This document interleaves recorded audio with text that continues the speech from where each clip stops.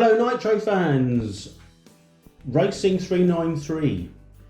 This is part 7 of my Traxxas Nitro 4Tec rebuild. Now in the last video, I did, it wasn't really a running video, it was more of a tuning video. One of the things I have to say up front, I didn't have all the equipment with me. I say equipment, i.e. camera mounting equipment to go on the head or the transmitter, so I couldn't film it as if I was watching it go past, so I apologise for that. It was literally all I had was a fly past. Not ideal, but hopefully in that video, if you watched it, you could hear how the engine tune went over once the car was running. It did change throughout the running of the video towards the end. It's quite a long, I was probably over there about 2.5 hours in total, and used probably about 3 tanks of fuel, getting the tune what I thought at the time was right, seemed alright. Second gear was changing. I didn't want to sort of run it too weak, and also not run it flat out. One is that doesn't do nitros any good, and it also, because it didn't have a body shell on it, if it did go over, it would damage the cooling head. So, but lo and behold, I have now purchased a shell. If you don't know what this one is, that should give it away. It's a Peugeot 205 T16. This car, it was absolutely, in real life, absolutely ballistic. The Group B rally period, the World Championship rallying, I don't know, it's probably from, I would say, somewhere around 1984. So not, when did they get banned? Somewhere around 88 or 89, I think. I don't know, maybe not quite that long, but there was a span between early 80s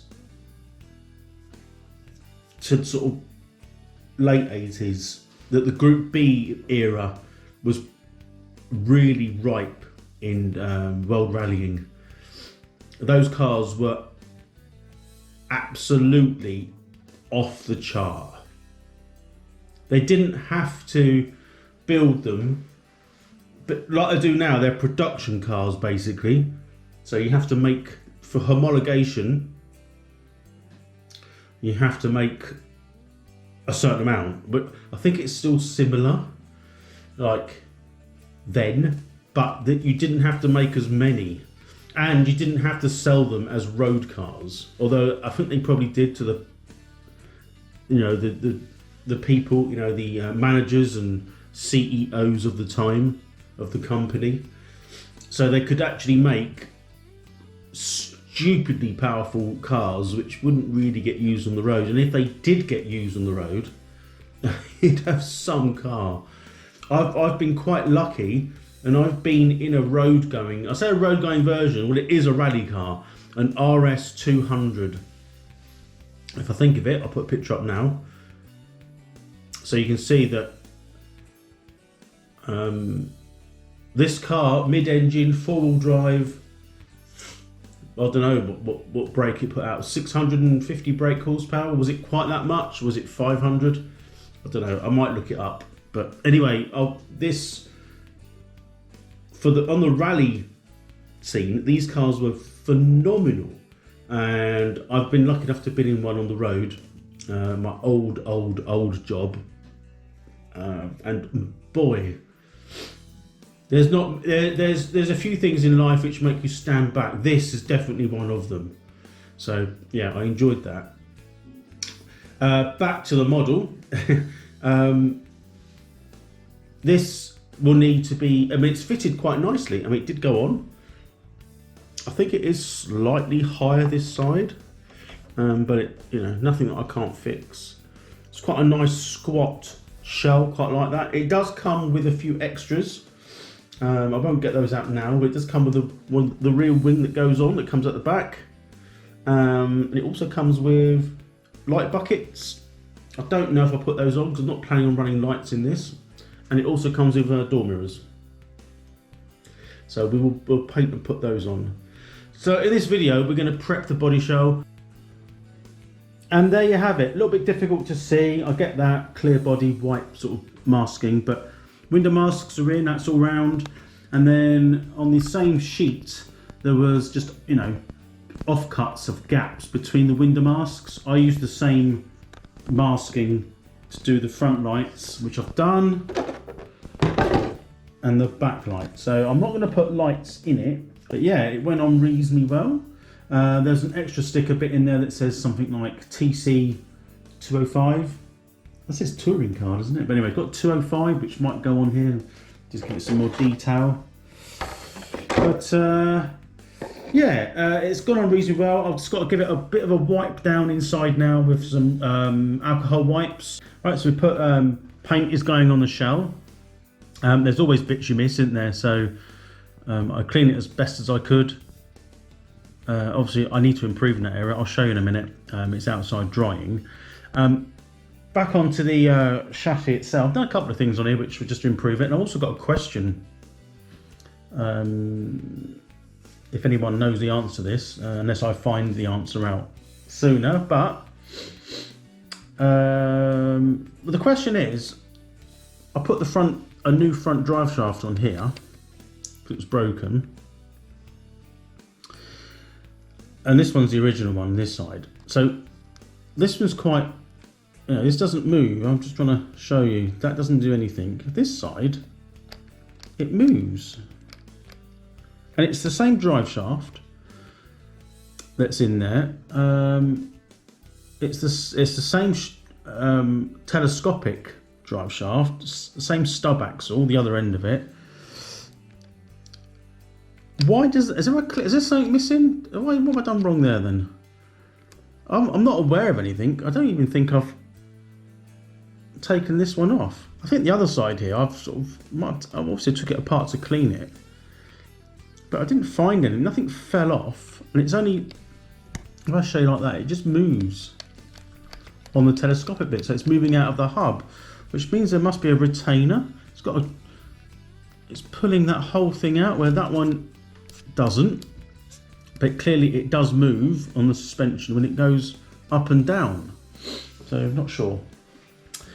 Anyway, what else have I done? So I've secured the batteries on here. They were just velcroed on. They were fine, but they did come off. Well, actually I grabbed it and it came off. I was picking it up. So I've just drilled through the mounting plate there, put a cable tie around there. All good. I've put some Tamiya medium springs on. They don't quite fit the collars, and I don't even know if they're even. They don't actually feel a lot different. So yeah, but I'll try it. When I've dropped it on the suspension, it still bounces back. It doesn't sit. The front sits really well, and the main reason for that is that you can see it's canted over. It's more of an angle, so there's more leverage on here, so it makes them softer. These are more upright. I've got the bottoms right out. The tops don't go in any further. I'm just trying to look now. There's nowhere where I could put that other than doing something unique. It can't go out further, it can't go in further on here. So if it had more of a rake, they'd be softer, it'd be better. So either softer springs even, or thinner oil. So I did put some thickish oil in there. Might have to look at that. Not something I'm completely too concerned about, obviously. But yeah, it's coming along quite nicely. So what else? Yeah, let's have a look at the what I've painted. So that's the car painted. You can see it's white. There's a few blemishes here and there on it. And then I sort of backed the white with like a gunmetal underneath, which I'll show you later. Stickers on. So we've got the traditional Lombard RAC stickers that goes with this car, and then we've got the standard car Peugeot stickers. Now these are pre-cut. That's not normally my favourite way of doing it. But yeah, in previous, well, from previous experiences, these stickers are not fantastic, if I'm honest with you. But anyway, we'll make do with what we've got. It also, in this, I've got some Scotch tape, double-sided tape. I think that is there because there's some light buckets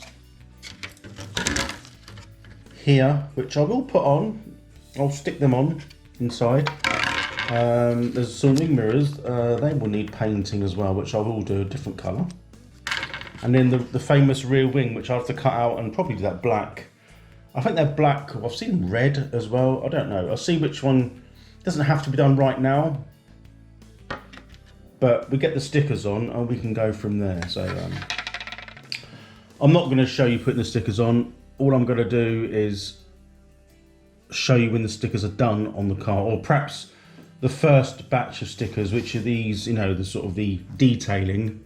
We'll put those on first, excuse me, and then we'll have a look. So here the detailing's on. There's a few bits I haven't put on because I don't know where they go. I think there are some door handles there. I've just seen them.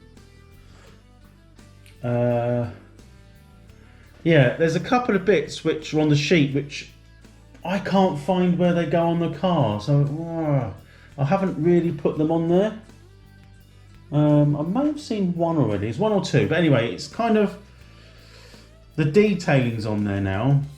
The problem with these pre-cut stickers is they don't fit that well. Sometimes you've got to trim them. They stick fairly well to everything other than the body shell, but so far so good. So it sort of looks like a Peugeot. Yeah, onwards and upwards. There's a couple of more detailing bits I'm going to put on. Then we'll start putting some of these race stickers on, which you can just see there. And then I'll be back. So I've put some of the stickers on because these are quite tricky. They're not. Some of them don't actually stick very well, so I might have to put a hairdryer on them for now. I mean, it's not going to be a shelf queen; it'll be used, so they'll probably be all hanging off anyway. They slightly overlap. I've trimmed some of them up, but that's kind of how it's going to look. It's not completely finished by any stretch. There's loads of stickers still to go on it. Obviously the other side, I'll show the other side, so there's nothing on that side. And that's that. So yeah, I think some of these stickers will need trimming. The thing is, the shells, they're not to scale. They're the stickers are just printed in bulk. You know, when they get the shell's just a generic Peugeot shaped shell. So the stickers don't fit. You know, they're not like perhaps like a Tamiya. For the most part, the stickers are sort of made to measure. So that is and was very difficult. And I've still, but there's loads. I've made a ton of mistakes. But I'll have to trim up what I can. Like here, it should be like a diagonal line through there, but it's missing. But to line those lines up here at the top, it's short at the bottom, which is a bit weird. Unless it should have moved further around, but it looks like it should have gone a little bit more that way, a tiny bit. But you know, in the day, you're not going to sit from, you know, it's going to be used, it's going to be tumbled around. At least it looks like a Peugeot, and I like the colour scheme. I particularly like this T16 model. I will show you the finished shell when all the stickers are on. That is 90% done. There's a few things I need to still do. I've got to trim some of the decals, put a hairdryer over it, trim some of the wheel arches a fraction, got to make the rear wing, paint it, put it on, put some decals on that. I've got to cut a hole in the window here for the air, for the nitro. I'll also cut one in the back. Yeah, that looks really good. I quite like that. I'm very impressed how that looks. There's some stickers left over. I think the bottom here, if I trim that up, that should be black. So I think I might just put some black vinyl tape on there. I've got some upstairs. I'll just cut it so it covers a few of the multitude of sins here. But on those pictures I've seen, this bit's black. So yeah, that'll be done there. Well, I think that's about it really. Anything else I've got to do? Just trying to think. Door mirrors have got to go on. Light buckets will go in, but you won't see them. They'll just be on the inside in case I ever feel the need to put lights in it. I doubt I will, but I might do. You'd be surprised what I'll do. Some of these stickers haven't quite stuck on properly, so they just need to be trimmed. I have heard of putting like clear coat on the outside. It sort of seals it all in. I don't know if that's a thing. But for the time being for this video, let's show you a little bit close up. That's going to be it for now. The next time you'll see this, we'll have it actually running outside. So you know it runs.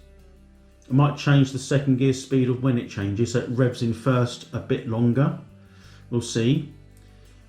It could do with some wiper blades on there, couldn't it, to give it some scale. I might do that. You never know. And I noticed on the real car, it's got a centre exhaust out here, which sort of underneath. Now I could get another exhaust so it sort of sticks out, so I might get that as well. Actually, why would I do that? It's got an exhaust there. I don't know. I might leave that. It's just me getting ahead of myself. What do you think? Do you like that? It's quite difficult putting these stickers on. It's not the most easy of things, if I'm honest with you. It will look a little bit more T16-ish with the rear wing on. It's like a whale tail that comes on here. I'll do it in black because that seems to be the colour of choice. And obviously we need some air intake on the windows to cool that motor. So if it was an electric one, it wouldn't matter, would it? So yeah. Yeah, so that's it. So I hope you enjoyed it. Any tips on detailing? I find detailing, I mean, I've done quite well, I think, for me on here. The paintwork isn't perfect. There were still some issues, but the body shell fits fairly square. I'm quite pleased with it. Yeah, so onwards and upwards. Next time you'll see this, we'll get it out for its actual speed run. And a bit of a heads up, to quote a pun, it might be a little bit of a head-to-head. Please like and subscribe and click that notification if you wouldn't mind, please. It would be much appreciated if you want to find out what we do on the next time we take this out. Thank you for watching, and bye-bye for now.